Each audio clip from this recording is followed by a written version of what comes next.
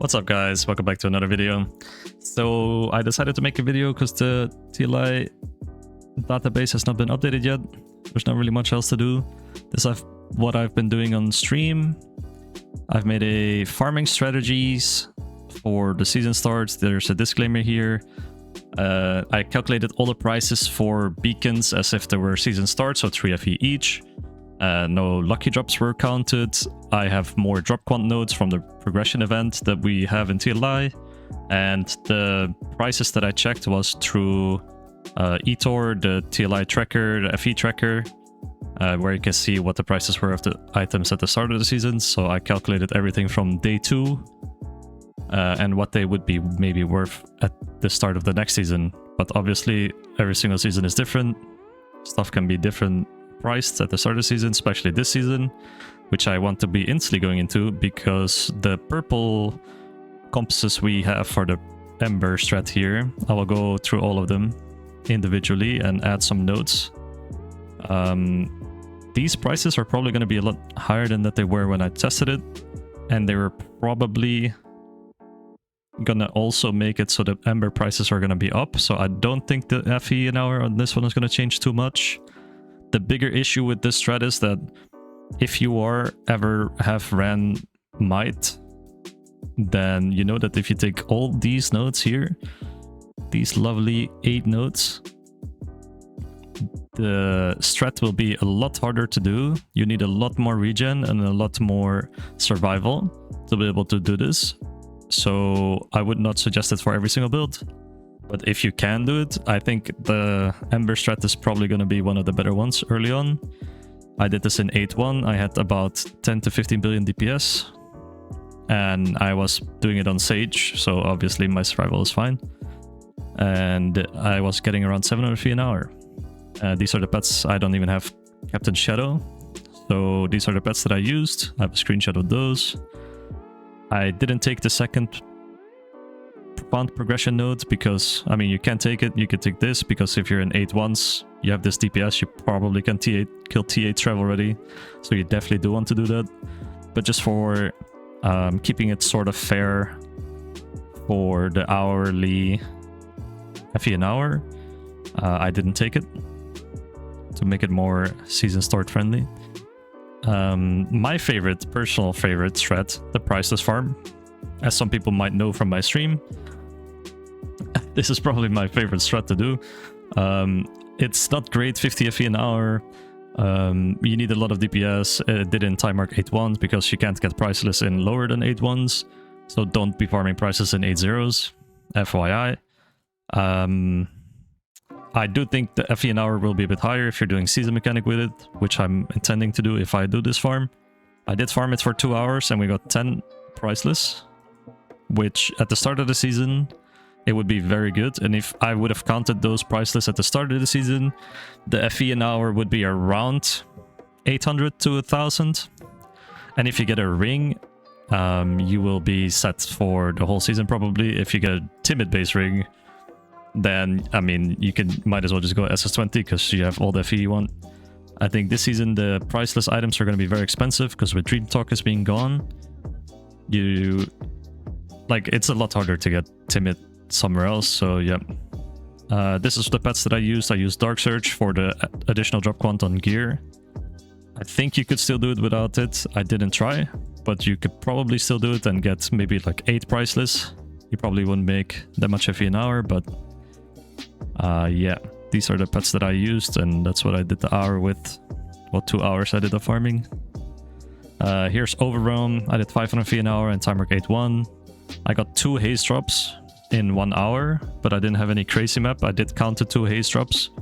They were decent ones too, but I counted them as 100 FE each, which is kind of what the average haze goes for early on in the season. And I would definitely not suggest doing it without level 6 pets, as you can see here. You can, however, add, if you really want to have some Overrealm, you can add just Overrealm itself, the 100%. Just open the door, kill the mobs, and leave. Don't go in the Overrealm. Just sometimes when you open the door, you kill the mobs, it drops a bunch of stuff, but just if you have nothing else to really add, that's something to maybe add. Then Vorax, one of my other favorite strats. I really like this strat as well. You can add it with a bunch of stuff.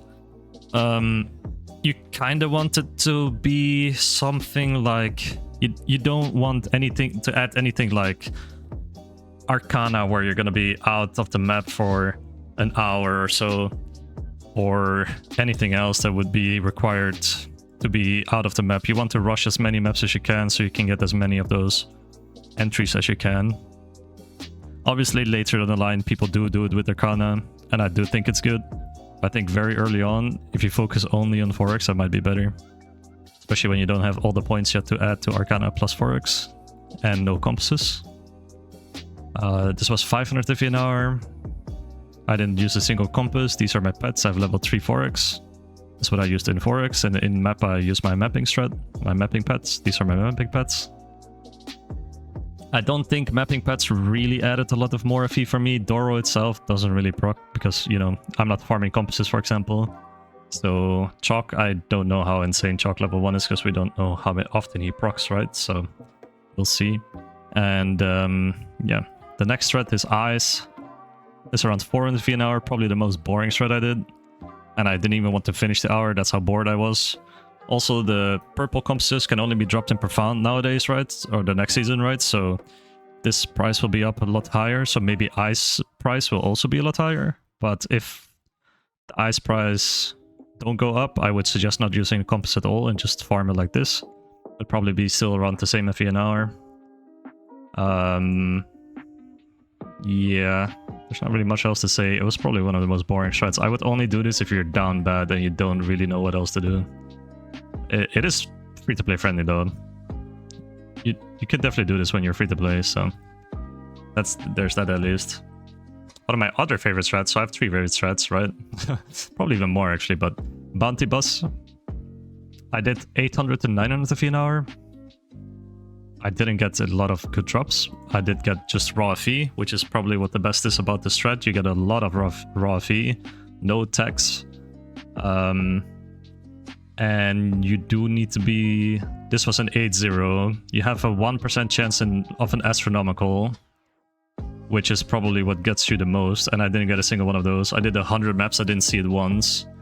But yeah, you have a 1% chance to get a decent amount of loot, which I didn't get. And that's even this, I still have 800 to 900 FE an hour. You basically just go into a map in Steelforge, Weeping Mines or something. I think it's what it's called.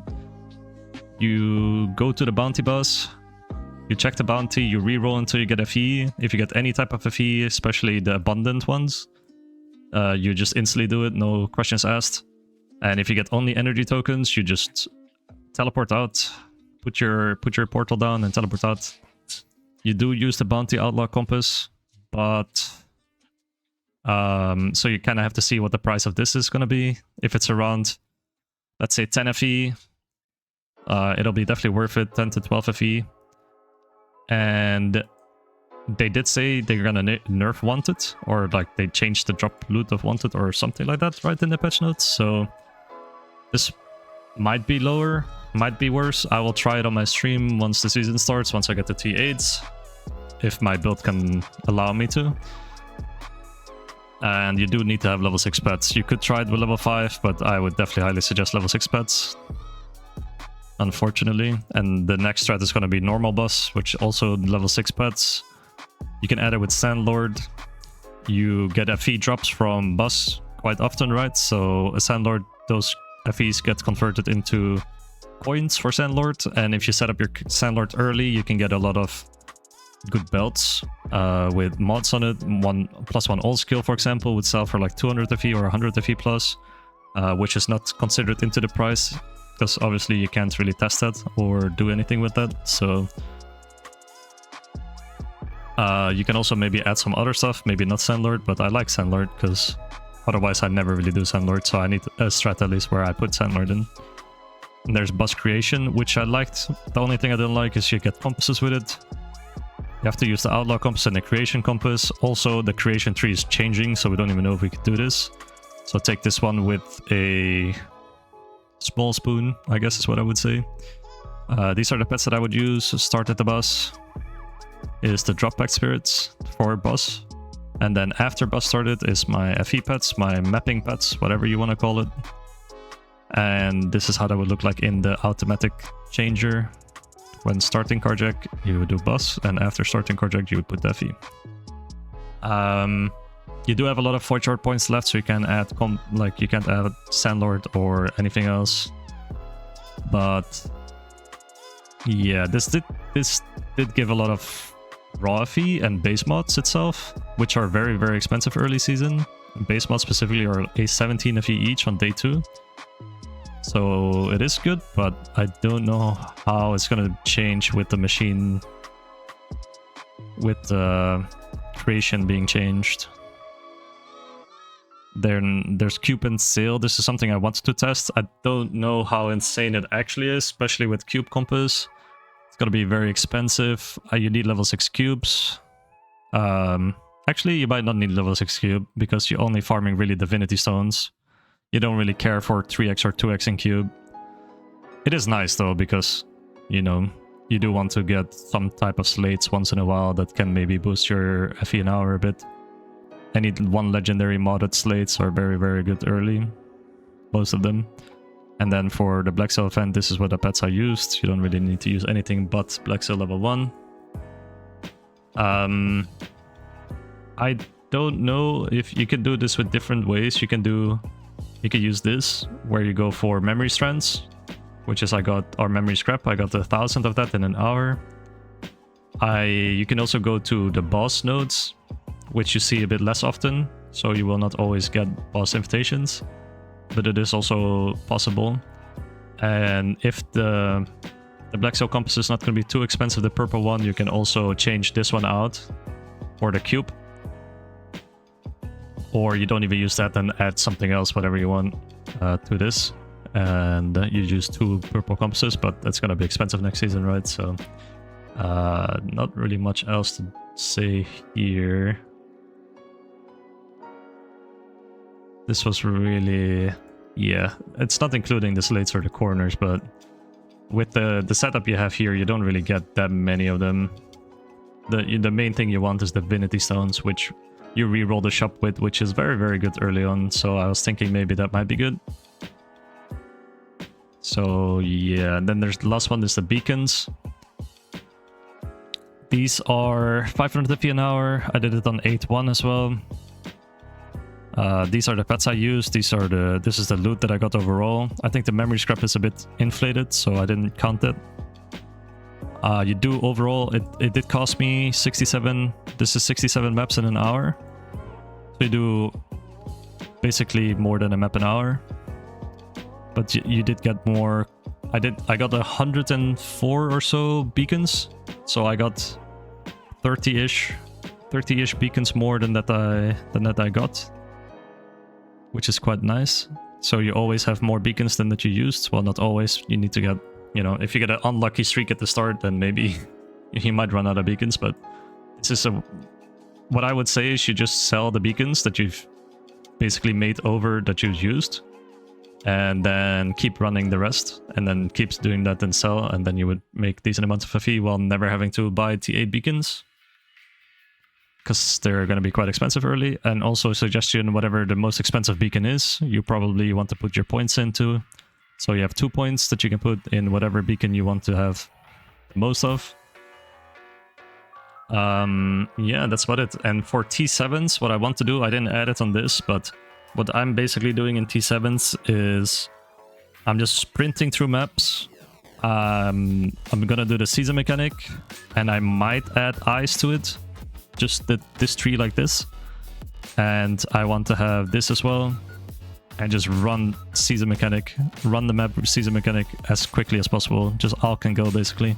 I think that might be the best strat in T7s in general, where you just do season mechanic. Normally it just, you know, shits out a ton of FE, so definitely worth, if you're thinking of investing into something, probably would be the season pad.